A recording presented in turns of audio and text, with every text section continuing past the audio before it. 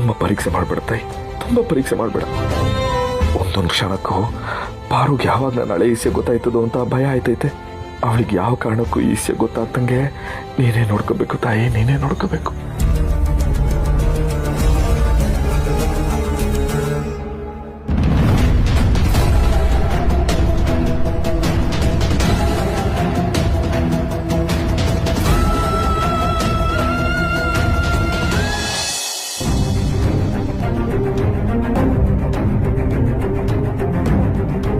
ಪೆದ್ನನ್ ಮಗನೇ, ಅಷ್ಟೆಲ್ಲ ಗಿಣಿಗೆ ಹೇಳ್ದಂಗೆ ಹೇಳಿರು ಕೇಳ್ದಿರಾ ಊರ್ ಸುತ್ಕೊಂಡು ಬಂದಿದ್ರಲ್ಲ, ಎಷ್ಟು ಧೈರ್ಯ ಇರಬೇಕು ನಿಮ್ಗೆ. ಏನೋ ಆಸೆ ಆಗಿರುತ್ತೆ, ದಯವಿಟ್ಟು ಕ್ಷಮಿಸ್ಬಿಡಿ. ಏಯ್ ಪೆದ್ನಮ್ಮ, ಏನೋ ಮದುವೆ ಮನೆ ಹಾಕಿ ರೇಷ್ಮೆ ಸೀರೆ ಉಟ್ಕೊಳಕ್ ಕೊಟ್ಟು ಒಡವೆ ಹಾಕೊಳಕ್ ಕೊಟ್ಬಿಟ್ರೆ ಯಾವಾಗ್ಲೂ ಹಂಗೆ ಇರ್ತದೆ ಅನ್ಕೊಂಡಿದ್ಯಾ? ಹಂಗ ಅನ್ಕೋಬೇಡ. ನಾಗ ಇವನು. ಇವಾಗ ಹೊರಗೆ ಹೋಗಿದ್ರಲ್ಲಿ ತೆಪ್ಪೇನೈತೆ? ಅಲ್ಲ, ನಾವೇನು ಊರ್ ಬಿಟ್ಟೆ ಹೊರಟೋಗ್ಬಿಟ್ವಾ? ನಾವ್ ಹೋಗಿ 2 ತಾಸು ಆಗಿಲ್ಲ.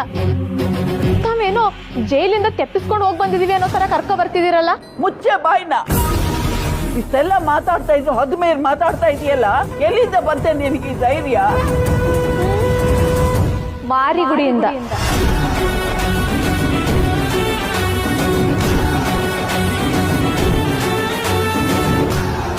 ಏಯ್, ಏನ್ ಮಾರಿಗುಡಿ ಹೆಸರು ಹೇಳ್ಬಿಟ್ರೆ ನಾವೆಲ್ಲ ಎದುರ್ಕೊಂಡ್ಬಿಡ್ತೀವಿ ಅನ್ಕೊಂಡಿಯಾ? ನಿಮ್ಮನ್ನ ಹೆದರ್ಸ್ಬೇಕು ಅಂತ ನನ್ನ ತಲೆಯಲ್ಲೇ ಇಲ್ಲ ಬಾವ.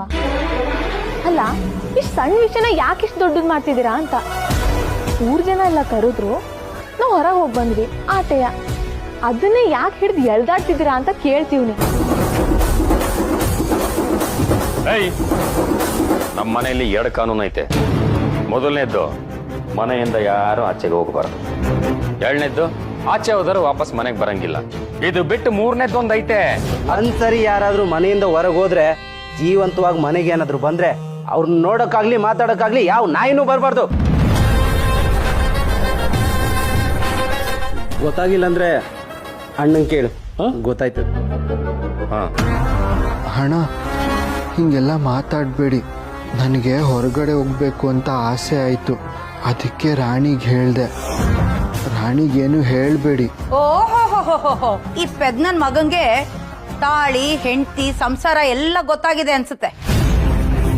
ಹೆಂಡತಿನ ವಹಿಸ್ಕೊಂಡು ಬರ್ತಾ ಇದ್ದಾನೆ. ಪೆದ್ನನ್ ಮಗನೇ, ನನಗೆ ಈ ಟುದ್ದ ಮಗಳವಳೆ. ನಾನೇ ಒಂದ್ ದಿನ ಕೂಡ ನನ್ನ ಹೆಂಡ್ರ ಪರ ವಹಿಸ್ಕೊಂಡು ಮಾತಾಡಿದ್ದೆ. ನನ್ನ ಮಗನೇ, ನಿನಗೊಂದು ಎರೆ